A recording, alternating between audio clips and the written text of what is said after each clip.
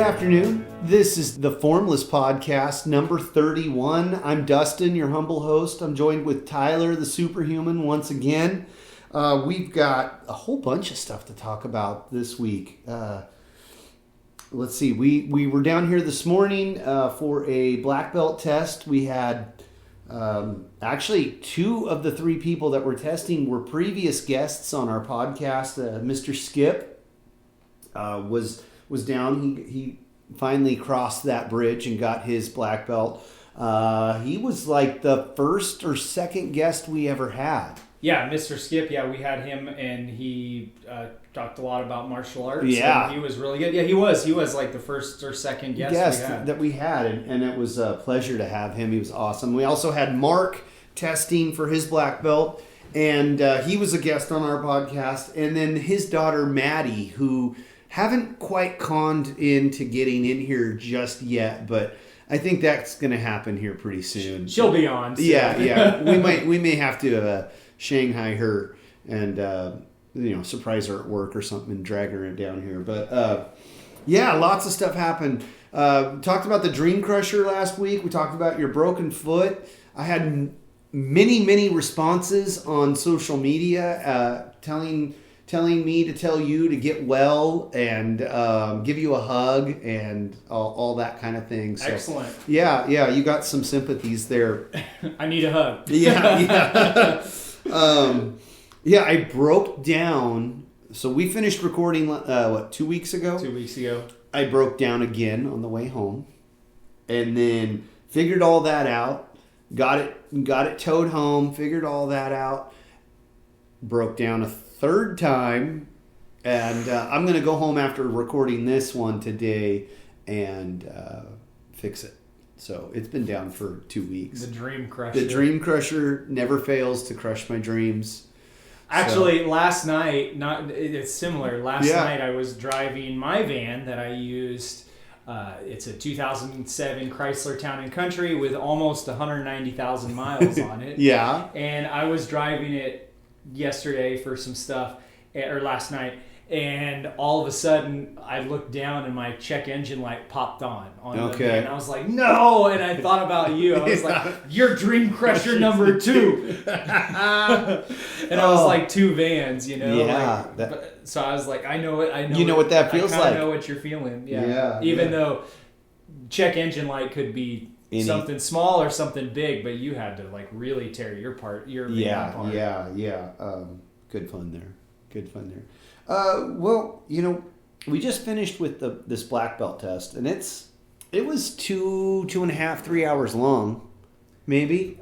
We started at 11, so it's 1:30 now. Yeah. So a good 2 hours. Good 2 hours. Good 2 hours, yeah. And we were talking about, so this is the third one that I've witnessed, and one of those three was my own, was our black belt test. And it's really kind of interesting, and I talked about this in Thursday's class, which our style of martial arts that we practice there's a detriment, but it's also a benefit. And the detriment is that it hasn't been around for 1,000 years or 100 years, or it's got about 50. Our style, Wu Ying Dao, yeah.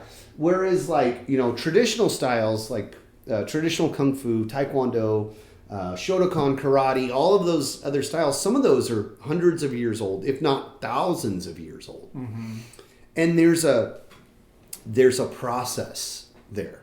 There's a program. There's all these other people that have done this thing over and over again, and they've really refined the thing.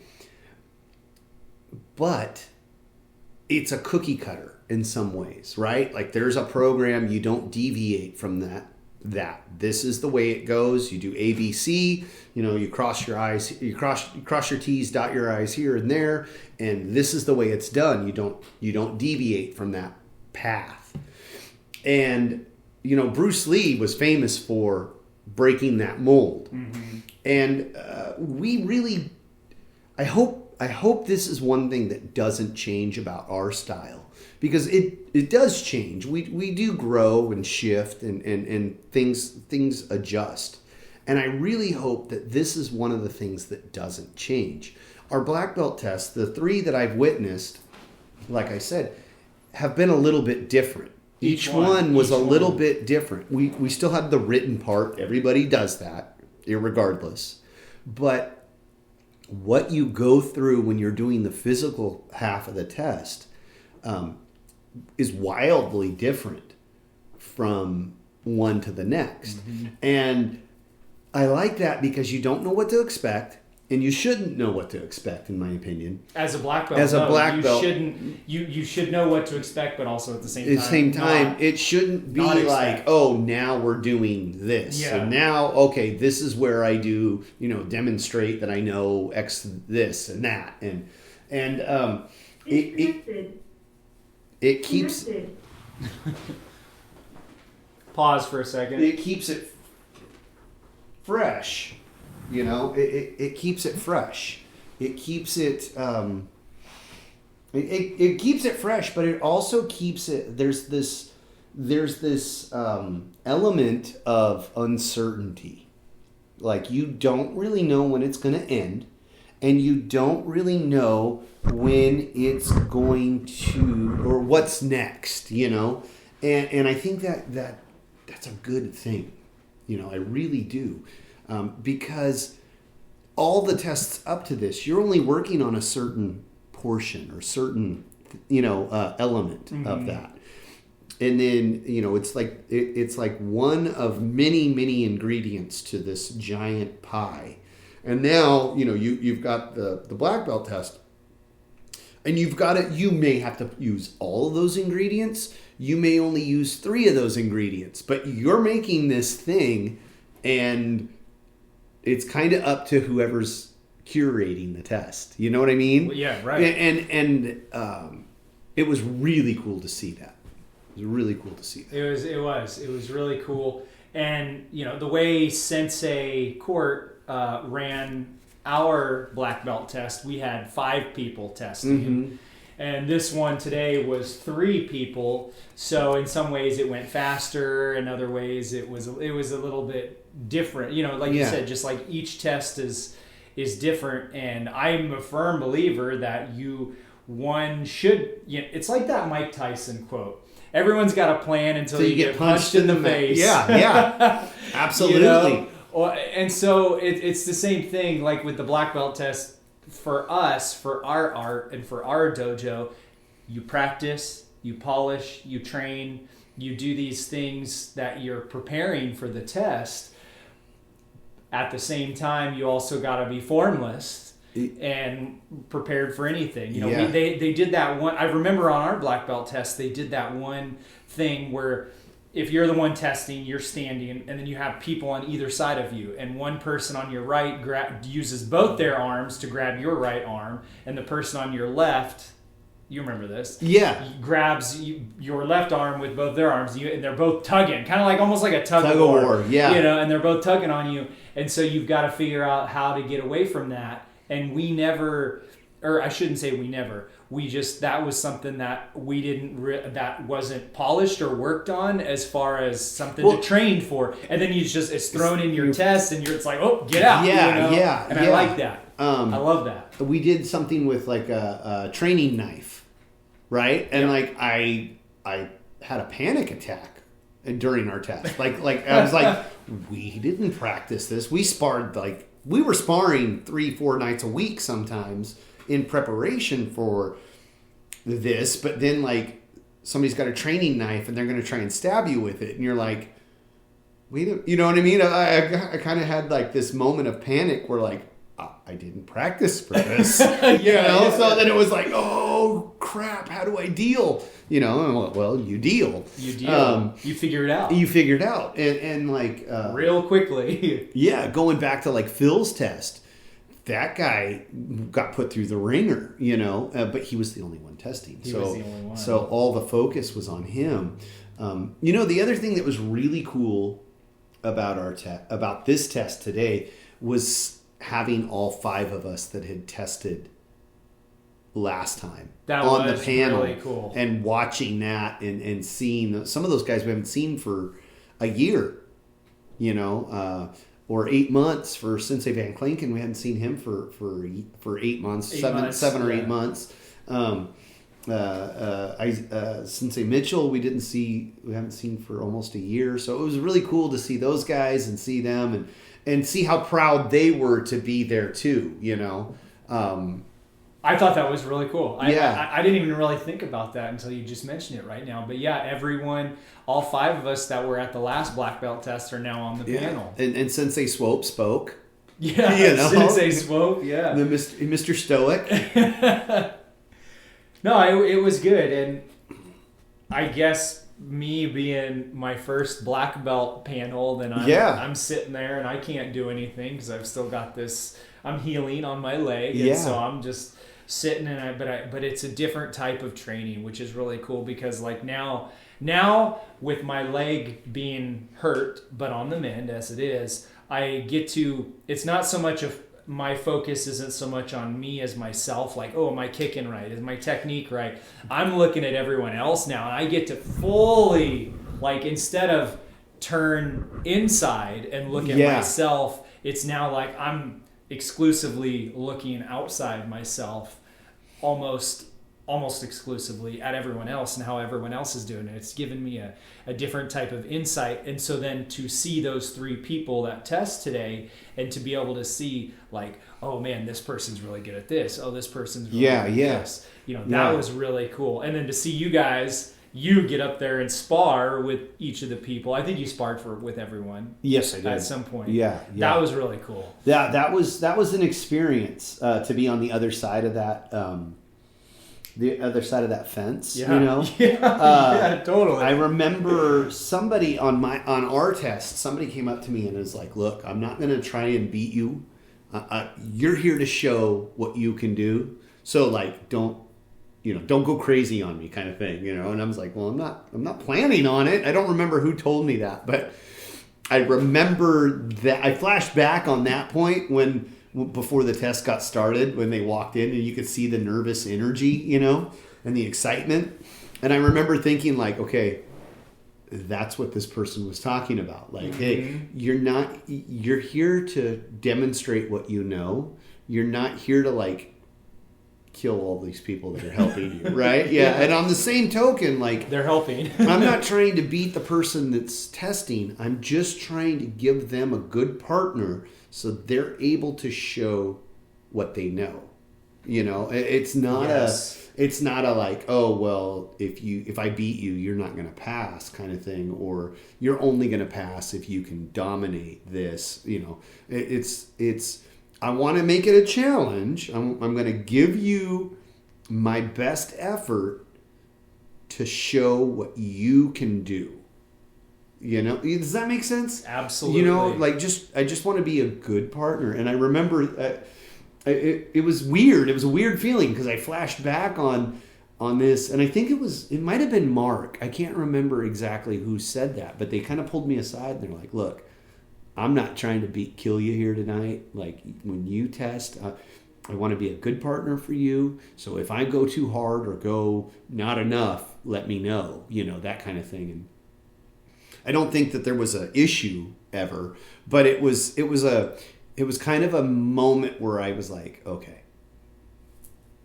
kind of like I can breathe. Yeah. Some of that tension was off a little bit because you're just freaking out. There's a whole bunch of people here. You got your families here. You got other people's families are here watching them, and there's pressure. There's definitely pressure, and there's a formal part of it, but there's also this pressure of like, can I actually show all of this stuff? Can I demonstrate the qualities of a professional and keep calm and not, if things don't work out, can I adjust to that? Mm-hmm. So It's like real life. Definitely. It was kind of like going for like a big job interview. Yeah. Like, have you ever gone to an interview where you sat on a panel where there was like a panel of people asking you questions? I'm sure I have. Yeah, I have. You're just like, where's the next shot coming from? Yeah. And then like I've got your guard up. Yeah. I've been on a panel before where like I knew one person, and so like I was kind of safe there. Like, okay, that person's not going to throw me softballs, but they're not going to like try and make me look like a jackass, you know. And I've had other people that I knew were like I've had issues with, and I'm like, that's the one I've got to be nervous about because I don't know what's coming out of their mouth, you know. But I've been on one panel where like I didn't know anybody, so I didn't know what to expect. And there was only 3 of them. It was for this job interview that I ultimately got but couldn't take it. And it was wild. It was wild because like I knew what the job entailed. I knew the details of what I was going to be required to do. But because I had no familiarity with anyone in the room, I didn't know what to expect. And it was wild. Like you at least in my experience, you kind of have to figure out what people are about real fast, and like you could tell when somebody's really down to when somebody's by the book. Yes, you know, they're like kind of they're asking you questions about the organization or the details, and they're very formality driven. Like, okay, you know, this is it's almost like they reading from a script or something, and then you have the other people that are like, this is kind of a hassle, or this is, I really don't want to not be here, but like I'm here because I have to be, and like I think this, you know, like you can get a feel for that kind of person really quickly, at least in my opinion. They're like, oh, I'm going to give the job to this guy, or I'm not going to give the job to this guy, based off of their demeanor, you know? Like, have they already decided? Yeah, they already decided. Like, they decided when that first guy walked in the room whether or not they were going to give that guy the job, you know? Just based off of, like, their body language, you know? Well, isn't that interesting? Because that is such a thing. That is such a thing in life that... And man, I mean, we talk about on the Formless podcast, we talk about being formless. Mm-hmm. Yeah, you've got to get a reading on somebody as soon as possible. Yeah. And what you think, and some people may debate whether if you can get a reading on someone that's judging them right off the bat, and I would that would be a conversation for something else. Yeah. But you definitely have to get a reading on someone for sure. Like, absolutely. You're doing an interview or you're having a confrontation. You know, it's funny. Yesterday, I was driving home from work, and for whatever reason, I get off at like 4 o'clock. So I beat that 5 o'clock rush to get home. But for whatever reason yesterday, there were cars everywhere. And I think it has to do with like Thanksgiving's right around the corner and whatnot. So I'm driving, and I hadn't switched lanes for half mile. I've been in my lane, just driving, didn't cut anybody off. This motorcycle comes up by me, and he like is lane splitting, right? You know, where you're going between the two cars, which you can do. That's legally. It's totally legal. Still a big deal. I heard him before I saw him. He's dangerous, but legal. Yeah. I heard him before I saw him. Yeah. He's riding a Harley, and he's got loud pipes, and I'm a fan. I like that sort of stuff. But I heard him before I saw him. Well, he pulls up alongside me, and I'm going a little above the speed limit. Nothing crazy, but I want to get home. He pulls up alongside me, and he's like waving at me frantically. And I'm like, what the heck? So I look over at him, and he flips me the bird. Out of the blue. And I'm like, I just took my hands off the wheel and I just kind of shrugged my shoulders like, I don't know what I did to you, buddy. Like, what the heck, And then he takes the next turn lane and like takes off. I thought he was going to follow me home. He looked like he was really ticked off. But I got a reading from him right away. Like, I knew that dude was pissed off at me for something, and I have no idea. And the only thing I could think of is maybe something flew out of the back of my truck and maybe hit his motorcycle, or he had to swerve or something. But I hadn't changed lanes, so I didn't cut him off. Unless I cut him off like pulling out of work like 6-7 miles ago, But I don't think I did because I didn't see him. I didn't hear any motorcycles. And you could hear this one. This thing had loud pipes, man. But weird stuff like that. I instantly knew what that guy's issue was. You got a reading on him right away. And you can then, as soon as you get a reading on someone, you can kind of make a decision on what to do. Yeah. Because then you're not just like, wait, is this person mad? Is this person upset? Like, you're like, nope, this person's mad. Okay, now. And maybe he thought I was somebody else. Yeah. I have a very common vehicle that I drive right now. Not the Dream Crusher, my truck. I mean, there's a million Chevrolet trucks on the road, So, maybe it was a mistaken identity thing, or maybe I really did tick him off, or who knows? Who knows? Maybe it was someone I knew. He had a helmet on that I couldn't see his face. It was a full face helmet, and the shield for the face was really dark. So I have no idea who it was, but weird things like that happen. Yeah. Well, and you said something that was so interesting a minute ago. You said regarding the black belt test. And so some of these other arts, what's interesting about them, and you read about it, if you read martial arts books and people who have written about their art, is that some arts, when they have, like, say, a kata, right? They have a kata. Whereas in our art, you make up your own kata for green belt and for black belt. Yeah. You make up your own kata with the minimum. Which is the only two. That's it. Those are the only two katas that we do. The only two. And you could make up your kata for green belt, and you can then reuse that for your black belt, or you can make up a whole new one for black belt. But whatever. But I read in this book one time, somebody was saying that, with these katas in regard to a certain art, somebody at some point in the history of that art sat down and made that kata. Somebody made that kata, and then for whatever reason it was so and so they put their seal on it, like, boom, this is the kata for this and this is how this goes. And then you see a lot of these people, I've seen it, what it seems like people in other arts, and they're each doing the same kata.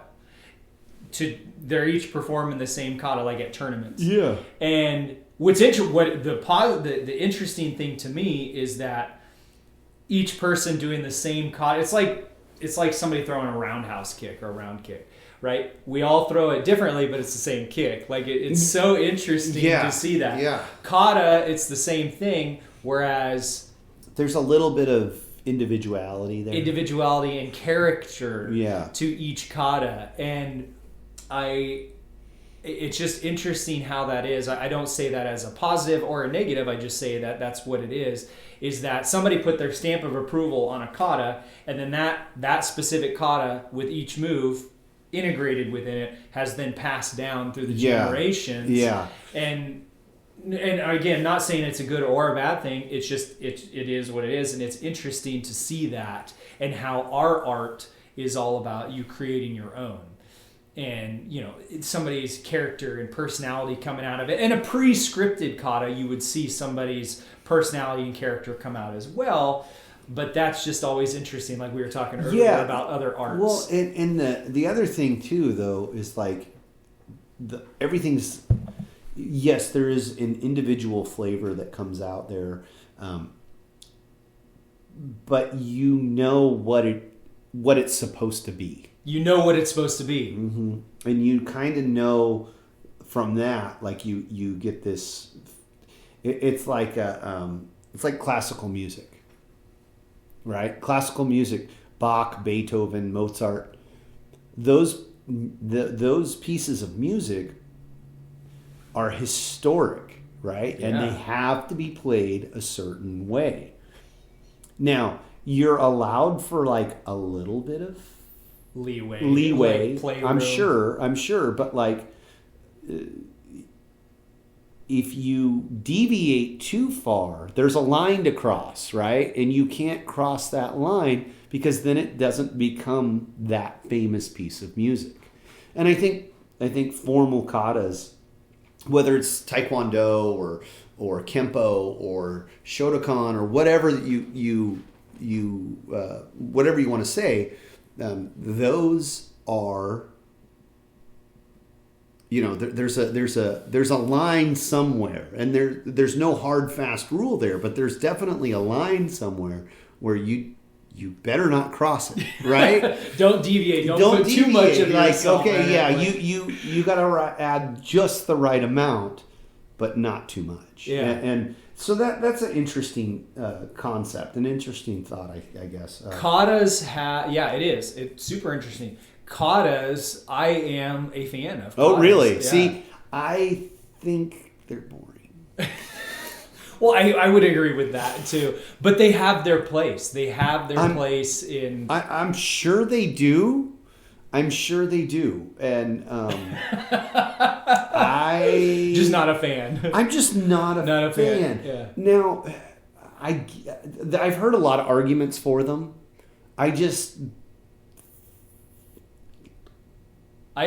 with you. I totally agree. I totally agree. I'm not a super fan either. I realize though they have their place in your training, and the best thing about them is that, in my opinion, is that you at least with our katas, you can make up your own, and anyone in any art could make up their own kata. Anyone can. But it's a really great way of doing solo training. It's a really great way if you don't have a partner to work with. For sure. That's no argument here. And here on the test... Oh, sorry. No, go for it. And here on the test, when these three people did their kata, I thought they all looked great. They did, and they were all wildly different. Wildly different. If I had to sit there and watch three of the exact same katas, forget that crap. And thankfully, they were pretty quick. Like, it was like bang, bang, bang, done. Okay, now on to the next thing. Let's go. Yeah. That's cool. I was talking with Quinn. He was our guest a while back. He's my neighbor. Jiu-jitsu guy. Yeah, and recently he had tested for some belt in Brazilian Jiu-Jitsu. And I was asking him about it, and he was like, well, I didn't even know I was going to test. And I thought this was really, really cool. So they do it based off of merit, like how long you've been there, how often you train, how, like they kind of get together, a group of them, and are like, yeah, Fred's ready to test. Like, let's put him through the paces tonight. And then, so Quinn was telling me, basically, they just had... He was rolling. They were rolling in class, and the instructor's watching Quinn roll. And from my understanding, they just like called people in one after another. Roll with Quinn. Go roll with Quinn. And like no breaks, you're just gonna we're gonna run you through the gauntlet and see what happens, right? Wow. And at the end of class, they're like, okay, Quinn, stand up, take your belt off. Here's your new belt. They have this presentation for him. But I thought it was really cool. Like, in a way, because here it's based off of how long you've been going to class, how often, and like there's a certain amount of time between each belt that you have to wait before you're off till you're ready. Somebody determined that. Somebody sat down. Which I have no qualms with. Nope. I think that's great. Somebody has to determine it. Yeah. But the cool thing there was like, you don't get to help that determination. That is cool. You know, it's like a total other opposite end of the spectrum. Yeah, which was not better or not worse. It's just different. Exactly, and I kind of like that. Because I don't personally, I'm not a goal chaser in that aspect. Like, I think that I think you should test yourself, and I think you should. All of those things are good. But I don't think you should focus on the test. Like, I think that you will get there when you're ready, right? And like, because you should know those things, all of those concepts, all of those techniques, you should be able to do them without thinking. They should just happen automatically, just like breathing or seeing or smelling. You know, those things, you want to be able to do those things effortlessly. And I think that would be kind of a cool way to test if you can do those things. You know, without like, okay, hey, on Friday we're going to test you, Tyler. Yeah. No. Like, you're not knowing. You're just going to roll into class one day and they're going to pull you aside and like, okay, hey, let's see what you can do here. You know, and I don't know. It was just kind of a cool concept that I hadn't really applied to training before. You know, and I've heard multiple people who do Brazilian Jiu-Jitsu, as well as other one dojo I trained at. Gosh, like 10 years ago, down in the Bay Area, they did something similar where you just show up to class and they would just spring a test on you, or they'd be like, "Oh, well, we were actually testing you last week, and you had Here's no your idea." belt. Yeah. and that's cool too. That's cool. It takes some of the pressure off, I think. You know, because some people get test anxiety. And which means that's something you got to work on. Absolutely, no doubt. But it kind of, you know, some people like you just train or practice for the test, right? And then as soon as the test is over, you don't like, memory don't need this anymore. I passed the test, and I had that attitude for a little bit. Really? I've talked about this before, but like when we got to purple belt or advanced purple belt and we were doing all of these spin technique things, and I hated that stuff because I didn't understand it. And I was just like, you know what? Forget this crap. Literally, I was like, forget this crap. I'm just going to practice this stuff, take the test, pass it, and never use it again.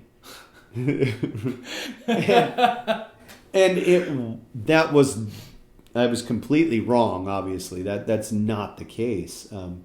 It's not stuff that you use all the time, but it is something to have and use. And you actually showed me that.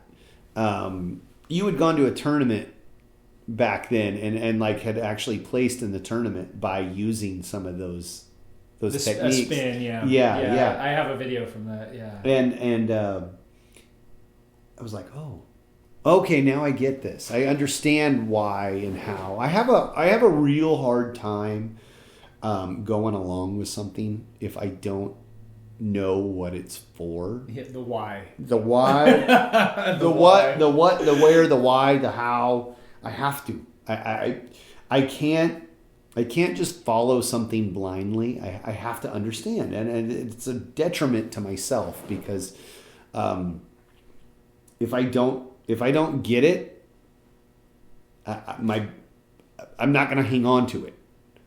Like, if I don't understand those things, I can't follow along. I can't hang on to it. I will not remember it. And I don't know. There's some wire cross there in my brain that just is like, this isn't important. You don't need it. Don't get it. And it has to do with an understanding of the thing, of whatever that thing is. And so that was a big lesson for me to learn. Like, you know, sometimes you don't understand it, and that's okay. You still may need this. Yeah. So hang on to it, you know. That is an important concept, is that we sometimes want to know the why or the understand, and a lot of times we don't understand the why. But what you have to do is you just have to, what I do is you have to accept and say, well, I don't understand this. I don't know why we're doing this, but I'm going to do it anyways. Yes. And just get past the fact that I don't understand that, because that's like that. You're getting stuck on one point. Like, for example, when I was a kid or in junior high, I was never good at math. I'm still not good at math. It's a challenge. I've got to work at it when I do it. They'd be explaining a step on division, right? The teacher would be explaining a step on division. Let's just say step 3, I didn't understand. Well, he keeps moving, and he's now on step 7. I'm still stuck on step 3. Yeah. And I'm like, but I don't know, how did he get to there? And then you're missing all this stuff from step 3 to step 7. And like maybe 4 and 5 would explain number 3 a little bit, would make it more clear. Possibly, yeah, yeah, absolutely. If you just followed along. If you just follow along, yeah. But you got so stuck on, or I would get so stuck on step 3 that I didn't listen to step 4 or step 5 or step 6. Yeah. And you're like, but wait, why is this like that? And it's like, they're like, well, we've moved on, or you should have asked the question, or maybe you need to get with it later. And sometimes it's just like, you just have to acknowledge, I don't get this, drop it, and then move on, and you'll revisit it later. Yeah. And I see that with people all the time in everything. It doesn't even matter, martial arts, math, whatever. Conversation, people sometimes will get stuck on something you said, for good or for bad, that you said 2 minutes ago, and they're just like, the wheels are spinning. And they're spinning, trying to go back to that, and it's like, okay, just move on. And we can come back. But yeah. And in the right mind, I think if you're patient and like take a step back, detach a little bit, and are like, okay, I didn't get this, but let me maybe the next couple of things here will make this picture a little more clear. Yes. Like I can bring it back into focus. And if not, well, I'll go back, but let me see if I can gather a little bit more and make this a little bit more clear, Life's wild that way, though. Life is wild. It's wild. Way. And that is something I've been thinking about. Just like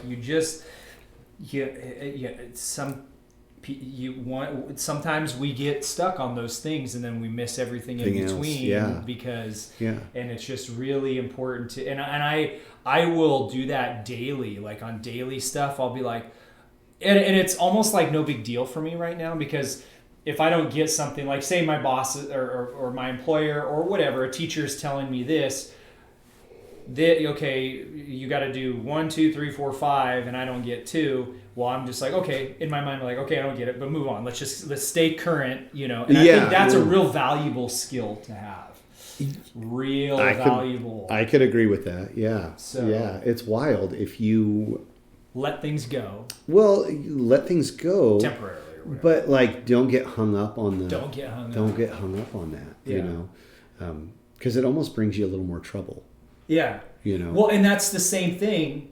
It brings you more trouble, because if you're out on the mat, and I was just talking with somebody that helped out with this test that we were on, and the person not testing, so one of the ukes, and that individual took a really hard hit in the face from one of the other people that was actually testing. Yeah. And the person who took the hit, he just took a step back, and he said, oh, I'm just going to let it go, in his mind. And he told me after the test, I'm just going to let it go and move on. But if he would have got stuck on that, I got hit. I got to get him back. I got to get him back. And he came up afterwards, and he said, yeah, I got hit in the face, and I shrugged it off. I just took a deep breath, and I moved on. Yeah. And I thought that was really cool. So that's the exact example of what we're talking about. That's big.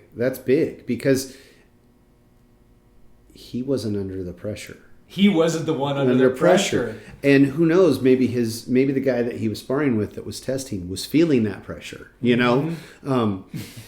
right? This guy was really coming after me, so I actually had to really yeah. Or, there's nerves. There's nerves. There's anxiety. There's exhaustion. You got there's 35, 40 people here watching you, and you are the center of attention right now. You know, I remember with Phil when he tested.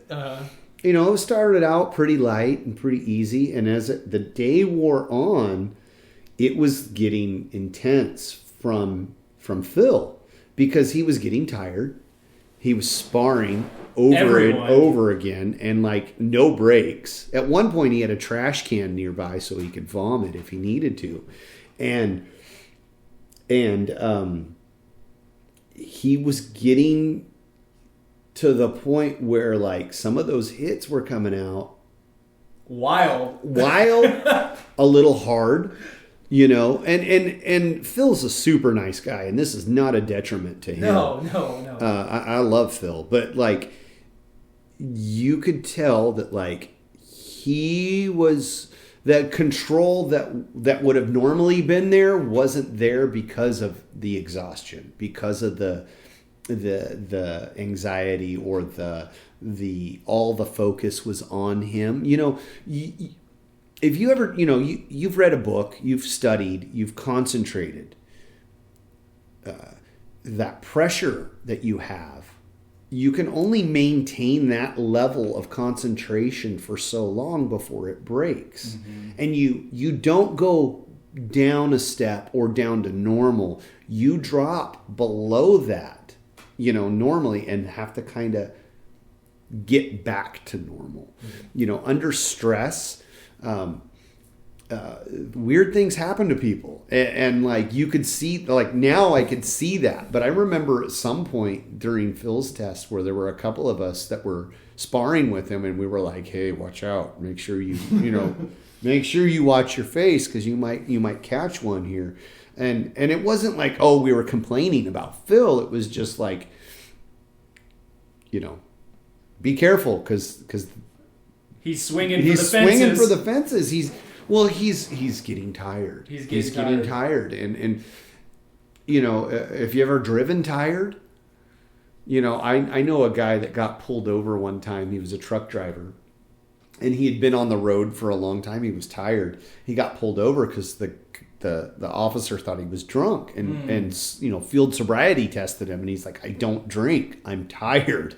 And he's like, well, I got to test you, make sure that I can feel, you know. And then actually after he realized he wasn't a drunk driver, he you know, was like, you need to stop. You need to, you know, rest for, you know, just take a nap for an hour or whatever, you know, take a break and then go back to it. Mm-hmm. And that's kind of that was kind of the very similar thing with Phil, with the guys here today, with us. You know, you get a little tired. You don't have the control where you may have, you know, where normally you would pull your punch so you don't hurt anybody inadvertently, or your kick, or whatever. You know, some of that stuff starts to slip out the window the higher intensity level becomes. You know? Yeah. That makes sense. Yeah. Yeah, it was a good test. It was awesome. I'm glad that I'm honored to be a part of it. That was really, really cool. And I want to be at the next one. Yeah. You know?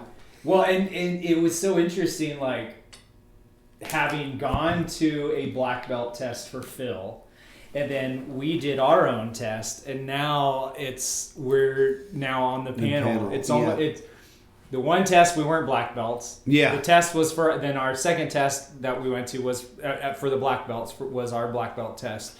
And now we're on the panel, and it's really cool to see, for lack of a better word, see the evolution of where we've come. Absolutely. You know? And it's grown, and like I see how like it plays to people's strengths a little bit and to their weaknesses. You know, watching my son Hunter get to be an Uki was really cool. That is really cool. And seeing his growth and his him coming out of his shell a little bit, seeing all three of the guys that were testing and gals, excuse me, seeing their progress and growth and where they are and where they'll be in a year from now. That's awesome. That is awesome. That's awesome. And that's like, Sensei had us say at the end of their test, our couple of words that we were supposed to say to them. Yeah. Or like a little speech. And one thing that I said was, your black belt it's not a beginning, it's an ending. Yeah. It's not a beginning, it's not an ending, it's a beginning. Yeah. And it brings you back full circle. It kind of like returns you, even today, like for me, now sitting on the panel, it returns me back and I'm looking at them testing and thinking, oh, I was there a year ago. Yeah. It brings you full circle. Yeah. And just freaking awesome. It was just awesome. Really cool. We're going to cut this one a little bit short. We're at 45 minutes, I guess. We're not, maybe not quite 45 minutes. But hey, thank you for listening. Thank you for following along. All those words of encouragement, all of those comments and questions that I get on social media is just awesome. I appreciate each and every one of you. If you have questions for us or want to be on our show or want us to be on your show, you can email us at theformlesspod@gmail.com. We're on Twitter at formless_the. Sorry, I was going to say something else, but I realized I hadn't talked to you about it yet. So I decided I'd wait until I talked to you first. We're on Instagram at the Formless Podcast. I post there every single day. Follow along. It's kind of fun. We have a Facebook group called the Formless Podcast. It's an open group. You're welcome to join and see what we're up to. That's kind of in its infancy still. We haven't really, we post about once a week there, but we're all there. Anyway, also we've got a little bit of new technology today. We got some new mics and we're testing those out. So you may hear a little bit of improvement. Let us know what you think. And we sound better. Or maybe, hopefully. Anyway, I think that's it for today. We'll catch you on the next one, and keep those questions, comments, concerns coming.